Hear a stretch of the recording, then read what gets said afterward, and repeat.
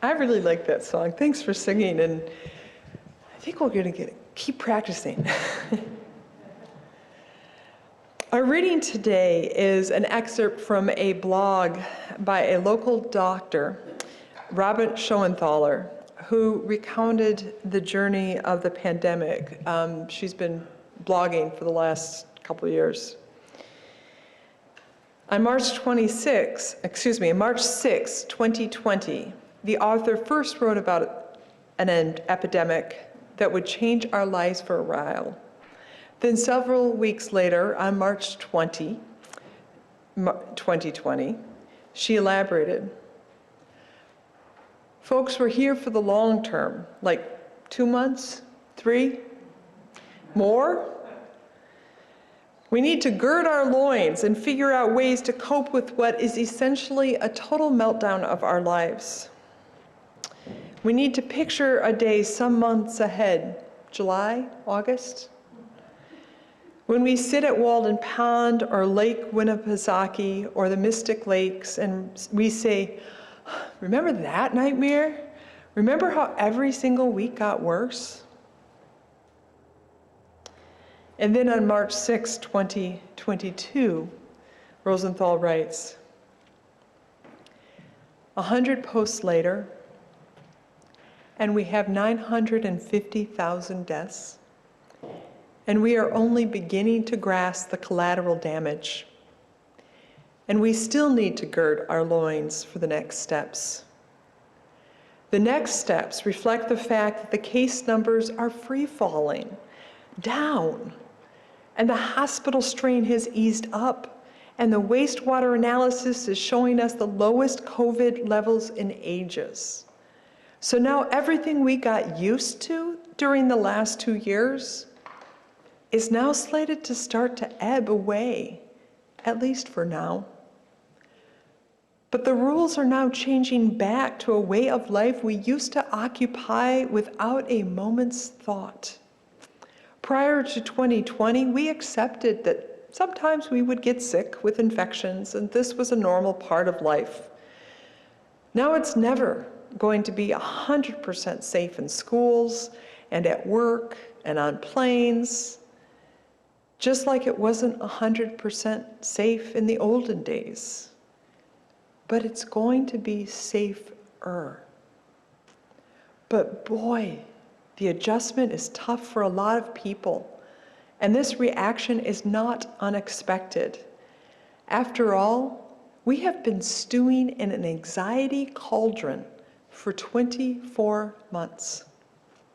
Walking into a school or work or childcare has never been completely safe. But we never gave our vulnerability much thought.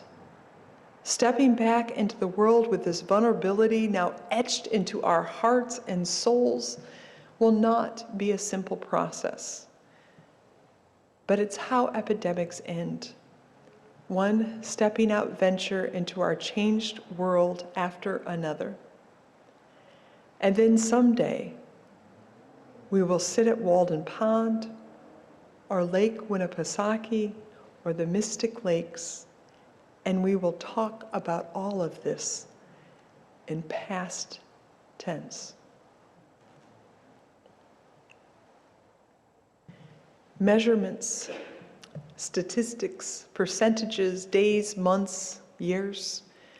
Numbers of so many kinds have permeated our lives through this pandemic. And yet some numbers remain uncounted. The number of masks worn, the ounces of sanitizer used, the volumes of tears shed from loss, from fear, from relief. In the last 2 years, I have spent more time reading and talking about numbers than I had ever imagined doing so on a regular basis. To be clear, in my life, I have always been on Team Humanities.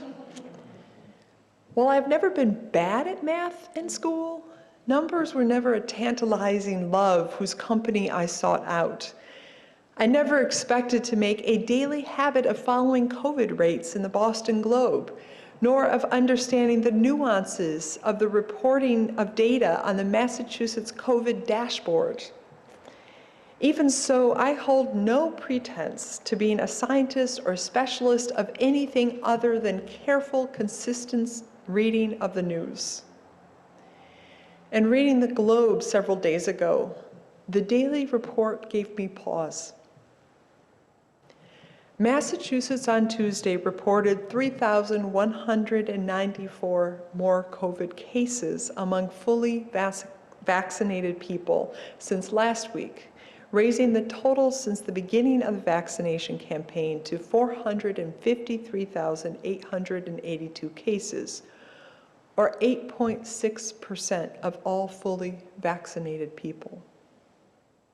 The department also reported 60 more COVID-19 deaths among fully vaccinated people, bringing the total to 2,484 deaths. The number of breakthrough deaths represents a tiny fraction of all vaccinated people and underscores the protection the vaccines provide against severe illness and death. The deaths accounted for 0.05% of the 5,295,037 people in Massachusetts who are fully vaccinated. The department also reported 139 more hospitalizations among fully vaccinated people, for a total of 7,532 hospitalizations. That represents 0.14% of all fully vaccinated people. Numbers. The numbers are heartbreaking. Thousands of deaths. Each one the loss of someone loved, each loss a life with a name and a story that is far more than their one digit in the Massachusetts COVID death rate. When I look at the 2-year timeline of deaths in Massachusetts, the lived reality behind the numbers strikes me most when noticing that the highest peak for deaths in Massachusetts remains spring of 2020. That spring, we faced a total meltdown of our lives in the face of a threat little understood and with little known treatments. That crushing experience of fear was traumatizing. There has been good reason for our diligence and caution. And at the same time, that same Globe report also reveals numbers full of stunning success and hope. More than 5 million vaccinated people in Massachusetts, and only 0.05% of them have died from COVID. And only 0.14% of the persons have been hospitalized. As the Globe puts it, these are tiny fractions that underscore the protection that vaccines provide against severe illness and death. Vaccines work.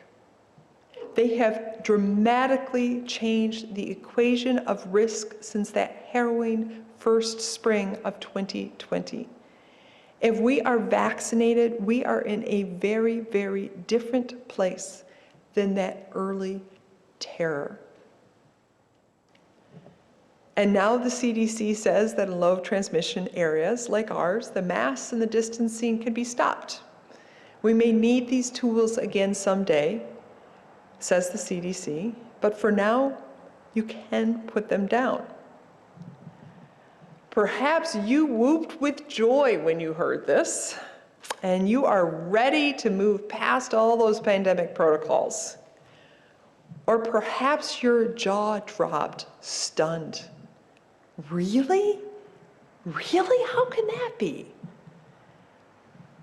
Change was not easy in March 2020. It was terrifying, a nightmare as many elements of our normal life to which we gave little thought morphed into threats to avoid. Change in March 2022 will also not be easy. As doctor and blogger Robin Schoenthal writes, the adjustment is tough for a lot of people. After all, we have been stewing in an anxiety cauldron for 24 months. How do you move out of how we've been living these past 2 years? Because the changes we face are about more than masks and distancing. They are also about rebuilding our faith and moving through a world shared with others. On March 15th, 2020, in my first online sermon, I said, in these coming weeks, we will need community. This last week has been a stunning reminder of this interwoven web. As one friend wrote, how profoundly false our sense of separateness is, even as we must begin collectively to avoid touching one another, to separate into our 6 feet apart stances. I think about the irony in this pandemic and the waterfall-like collapse of so many fragile systems. Global disease making crystal clear the one body of us. The one body of us. The globe feels smaller now, doesn't it? We know in our flesh that a virus identified in another continent can overtake our lives in weeks. We know our economy can be shifted and changed by factory shutdowns across the world or by shortages of truck drivers on our own roads. We know that bullets and bombs dropped in Ukraine by Russia not only adds to our record gas prices, but also motivates sanctions that grinds the Russian economy to a halt. In so many ways and places, people are watching numbers. And yet there are limits to the ability of numbers to answer certain kinds of questions. The numbers of hospitalizations and death from COVID for fully vaccinated persons are tiny fractions, but they are not zero. Numbers cannot tell us if or when to accept the risk of walking into a grocery store without a mask, attending a concert unmasked and not distanced, or any of the other things that we used to do without a thought. Schoenthal writes, walking into a school or work or childcare or meeting house like this has never been completely safe. But we never gave our vulnerability much thought. Stepping back into the world with this vulnerability now etched into our hearts and souls will not be a simple process. I suspect that for many of us who previously lived with relative comfort and a pretty high sense of security, the rapid exposure to vulnerability has left us deeply shaken. We are different because of this experience, keenly aware that safe is relative, never absolute. In deciding our next steps, we are not only encountering numbers, we are coming face to face with our vulnerability. We are being asked to reckon with our tolerance for a world that remains beyond our full control and greater than our understanding, no matter what numbers we study. In facing our vulnerability, I believe we need to feel connected to others and to a sense of meaning larger than ourselves. In our connections to others, we muster a sense that we do not face the challenges and uncertainties of life on our own. In our connections to something larger than ourselves, we cultivate a sense that even if our life should end, there was still some meaning and purpose to the days we lived and loved. We are vulnerable as emotional, organic beings sharing a world with other emotional, organic, and inorganic beings. Our hearts may fail, or cancer begin to grow. We may have an accident or struggle with a chronic lung disease. Our vulnerability to death and our efforts to keep it at bay as long as we are able is a very real part of our life. Reckoning with this vulnerability is something we do in various ways, especially when we face the mortality of a loved one or of ourselves. And as a global pandemic, COVID-19 confronted all of us with our mortality in full technicolor. And now we're just supposed to stop worrying about dying and take our masks off? That seems ludicrous. Unless we are, in fact, not at risk of dying or being hospitalized any longer, as long as we are vaccinated and not otherwise at a high risk for severe COVID. Do we have faith in the numbers, as reported by the Globe, as relied upon by the CDC, and any number of government, business, or academic leaders who are also moving in this direction? Next steps will be complex, cautions Schoenthaler. As one step towards leaving behind this chapter of our lives, our service on Sunday, April 3rd, will include a ritual of leaving. Over the next few weeks, I encourage all of us to reflect upon what loss or experience you wish to acknowledge, mourn, and/or leave behind. Then I invite you to drop off or mail an object or a written account of what you wish to take leave of. Perhaps it's an object like you no longer need in the same way, a cloth mask, or perhaps it's a symbol of a canceled trip, a missed family event. Moving forward, I suspect, must include acknowledging where we have been and the deep loss, vulnerability, and fear we have felt along the way.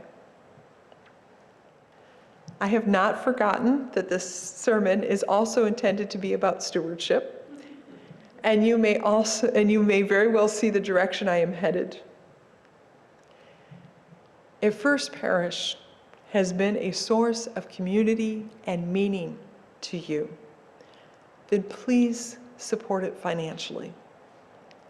Our numbers as a congregation are relatively simple.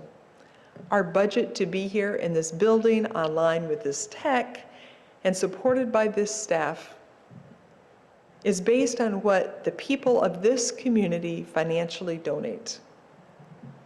To make the numbers work for the next year, we are asking each of you to make a pledge to First Parish that reflects your financial capacity and your sense that this community matters to you and to others.